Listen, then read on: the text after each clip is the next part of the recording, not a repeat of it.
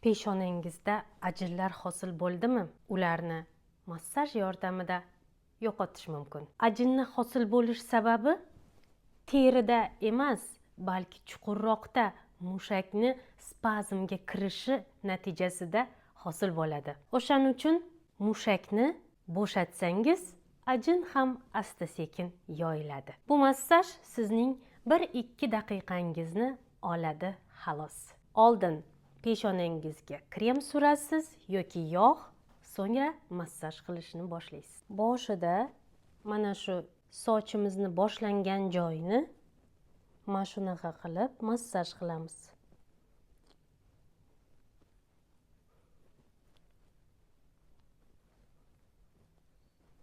Uch 4 marta o'tamiz.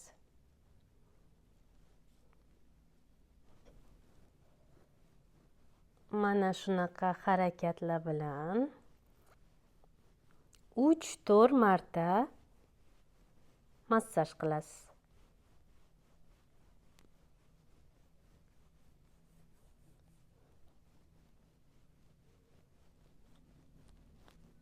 Endi gorizontal massaj.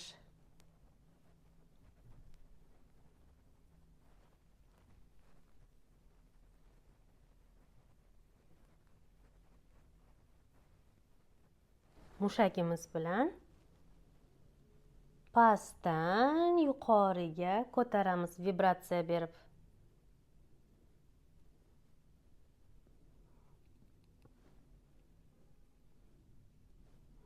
Endi mashq bajaramiz. Qoshlarimizni ustini tutib turamiz, fiksatsiya qilamiz.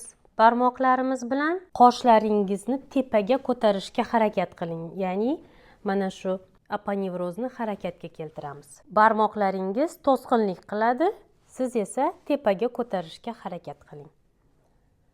Boshladik.